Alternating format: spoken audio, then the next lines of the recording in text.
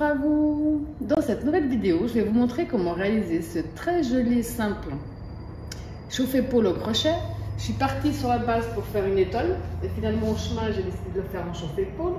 Vous pouvez le faire pour une étole, pour des rideaux, pour des chauffe-épaules, pour tout ce que vous voulez. C'est quelque chose de très simple, très facile à réaliser.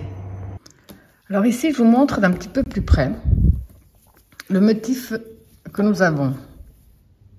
On peut le faire comme je vous ai dit. Moi, à la base, j'étais partie pour faire une grande étole parce que je suis plutôt étole que châle.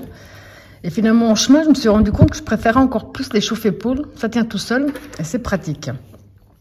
Donc, j'ai commencé ici parce que j'ai pris une pelote avec des dégradés. J'ai commencé par le centre de la pelote avec le blanc. Du blanc, ça commence à passer un petit peu au... Ça commence à changer de couleur, pardon. Voilà, ainsi de suite. Donc ce motif, vous pouvez très bien le faire pour des rideaux, c'est dans ce sens-là, pour des rideaux, pour des étoles, pour un chauffe-épaule comme je viens de faire, vous pouvez vraiment faire pas mal de choses avec. Donc ici, moi, pour le mien, pour la taille du mien où j'ai fait donc des poignets à poignets, j'ai eu besoin d'une pelote et demie. Ça, c'est ce qui me reste de la deuxième. C'est la marque Ice Yarn et j'ai pris ce coloris de mauve dégradé, blanc mauve dégradé, qui est vraiment très joli. Et ça, je l'ai crocheté avec le crochet 3,5. Alors, comme d'habitude, dans la description de ma vidéo, autant vous trouverez le lien direct pour la main droite que pour la main gauche. Tous les liens qui peuvent vous être utiles se trouvent dans la description de la vidéo, que ce soit pour Facebook, Instagram. Tout est dans la description. Et pour ceux et celles qui sont toujours pas abonnés à ma chaîne, surtout n'hésitez pas à cliquer sur s'abonner. Donc, comme le mien est déjà fait, je vais simplement vous faire un échantillon. Donc, j'ai pris un fond de pelote. C'est quelque chose de vraiment très répétitif.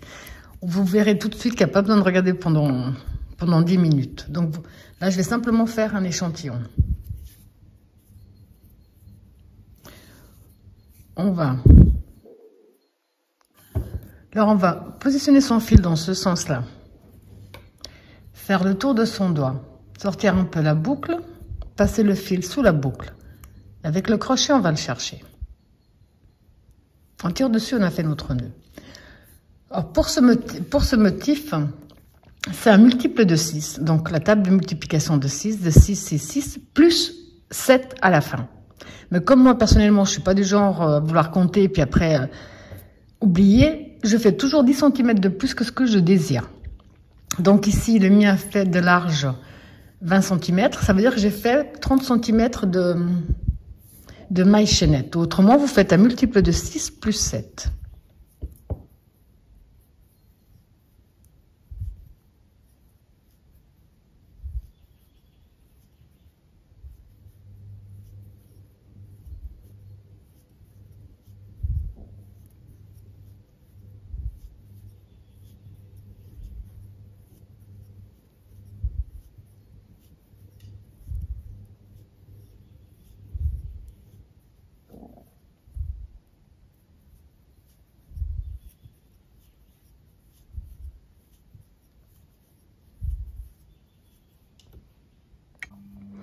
Alors, quand vous avez fait nombre de mailles chaînettes en fonction de vos mesures, on va faire 2 jetés sur le crochet. On va compter 1, 2, 3, 4, 5, 6. On va dans la 7e maille. On va faire, en rentrant ramène, un jeté les 2 premières boucles, un jeté les 2 suivantes, un jeté les 2 dernières. Une maille de séparation. 2 jetés. Même maille, on refait une double bride.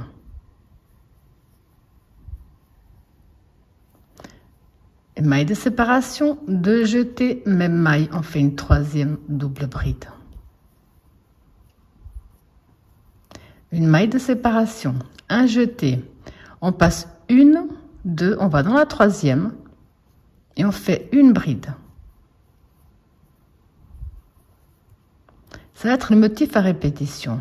Un jeté, enfin une maille de séparation, on passe 1, 2, on va dans la 3, on va faire de nouveau 3 doubles brides,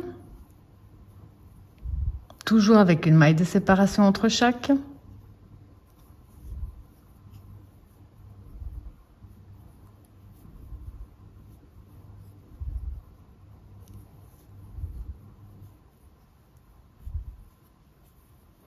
une maille de séparation, on compte 1, 2, on va dans la 3, on fait une bride,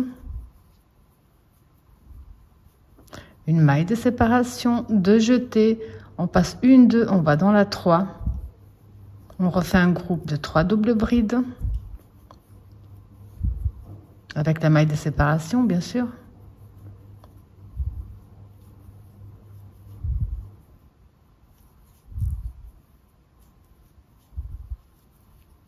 La maille de séparation, on passe 1, 2, on va dans la 3. On fait une bride. Maille de séparation, 2 jetés, on passe 1, 2, on va dans la 3 où on fait un groupe de 3 doubles brides.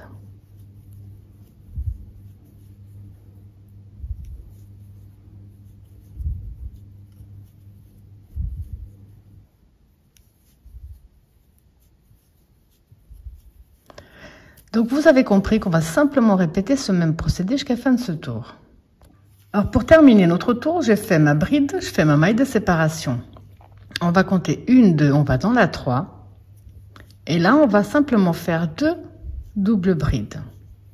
Avec une maille de séparation entre chaque. Là. Votre tour, vous devez le terminer de cette façon-là. Comme ici, si vous avez fait comme moi, un nombre plus grand, on coupe tout simplement. Et avec un crochet un peu plus petit, on défait quelques mailles, comme si on avait démarré à l'endroit où on a terminé. Personnellement, je trouve que c'est plus simple pour ajuster le travail. Alors, vous allez voir qu'à partir de maintenant, ça va être très répétitif.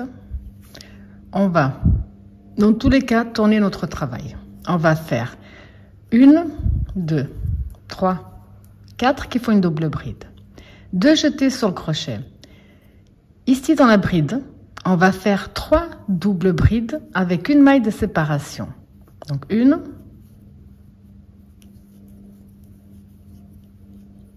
la 2, la maille de séparation et la 3. Une maille de séparation. On a ici nos 3 doubles brides. On fait un jeté. Dans celle du centre, 1, 2, 3. Dans la deuxième, on va faire une bride en relief. Là. Ça, c'est ce qu'on va répéter sur ce tour-là, on va le répéter en permanence. Une maille de séparation, 2 jetés. Dans la bride, on fait 3 doubles brides avec une maille de séparation.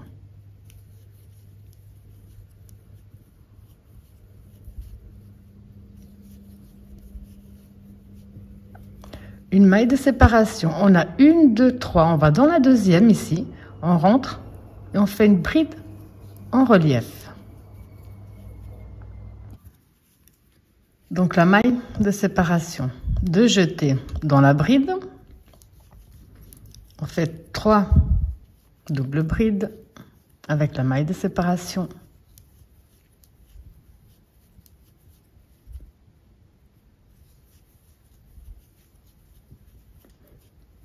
La maille de séparation. Dans la deuxième, on fait une bride en relief. On va faire que répéter ce même procédé jusqu'à la fin de ce tour et tous les autres tours.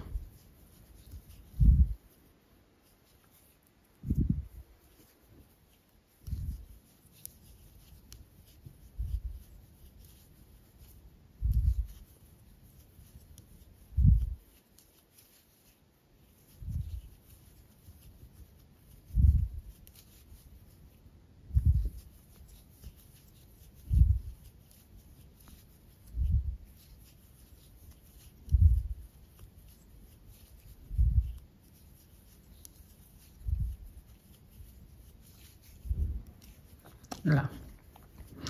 Donc, vous allez répéter ce procédé jusqu'à la fin du tour. Quand on a terminé, on fait une maille de séparation, 2 jetés. On a ici les mailles qu'on a passées au départ. On va ici dans la première, et là, on va faire une double bride, une maille de séparation, même espace, une deuxième double bride. Donc, on finira toujours de la même façon.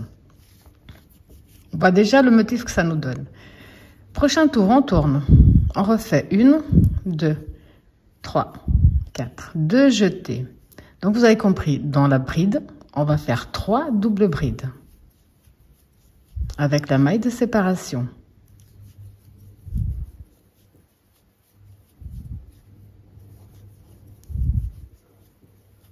Une maille de séparation. Dans la deuxième double bride, on fait une bride en relief. Une maille de séparation. Dans la bride, on fait 3 doubles brides.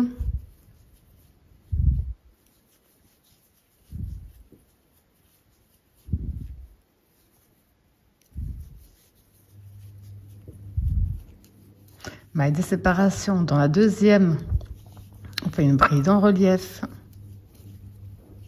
On va faire que répéter de nouveau ce même procédé jusqu'à la fin de ce tour. Hop.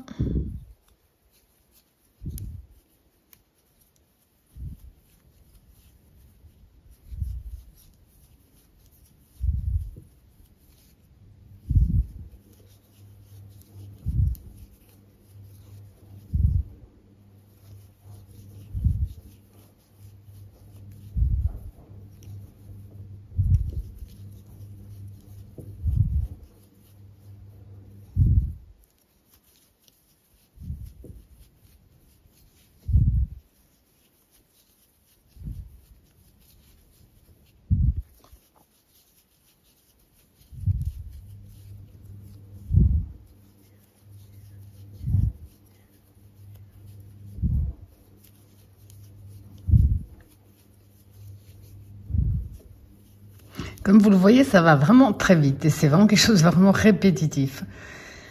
Donc pour terminer chacun de vos tours, la maille de séparation.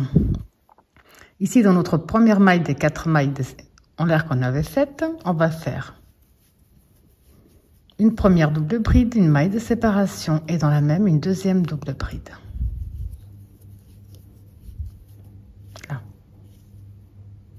On tourne notre travail. On recommence avec 1, 2, 3, 4. 2 jetés dans la bride. On va faire 3 doubles brides avec la maille de séparation.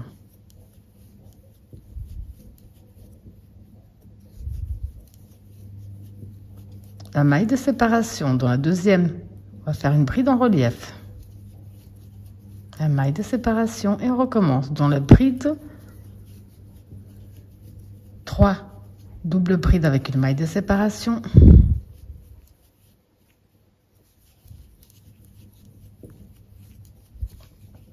Un bride en relief.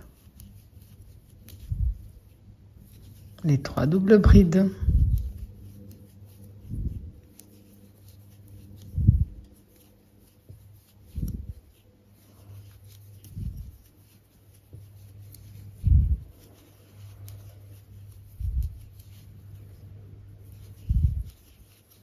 Il n'y a vraiment pas de quoi se tromper, hein.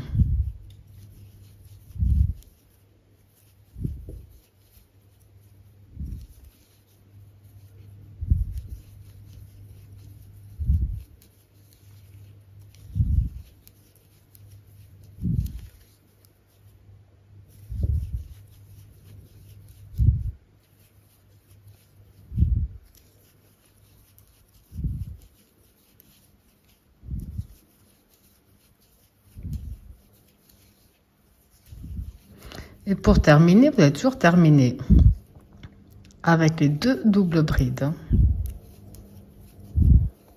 et la maille de séparation entre les deux. Vous avez compris qu'à partir de maintenant, vous allez faire que répéter ce même procédé le nombre de tours que vous désirez. Donc en fonction si vous faites une étole, pardon, des rideaux, toute autre chose, ou même un gilet, vous allez répéter ce même procédé le nombre de tours que vous désirez en fonction de ce que vous êtes en train de réaliser. Donc après avoir répété ce même procédé le nombre de tours que vous désirez, ça vous donne vraiment quelque chose de très joli, très original.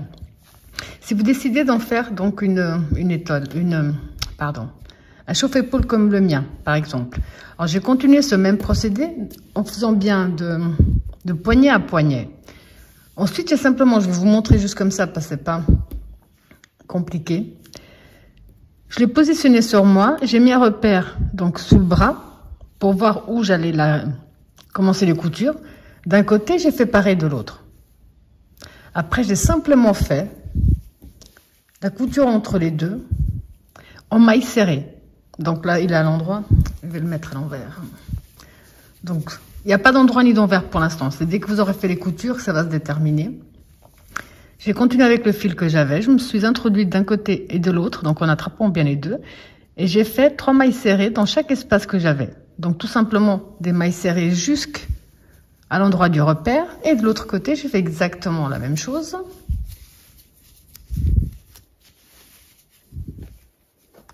Ici, bien entendu, c'est logique, j'ai laissé l'ouverture pour passer les bras. Et là, j'ai fait la même chose. J'ai fait 3 mailles serrées dans chaque petit espace en mettant bien face à face, qu'il n'y ait pas de décalage. Donc, vous mettez bien face à face, qu'il n'y ait pas de décalage entre les deux. Et vous faites des mailles serrées. Dès que vous avez terminé, vous cachez tous vos fils. Et ça vous donne vraiment quelque chose de très original, qui est très simple, comme vous avez pu le voir, à faire très rapide et répétitif. Et qui serait parfait pour cet été en chauffe-épaules. Juste, enfin, moi je suis frileuse des épaules, donc voilà, j'ai pas besoin de plus. Ça me suffira très bien.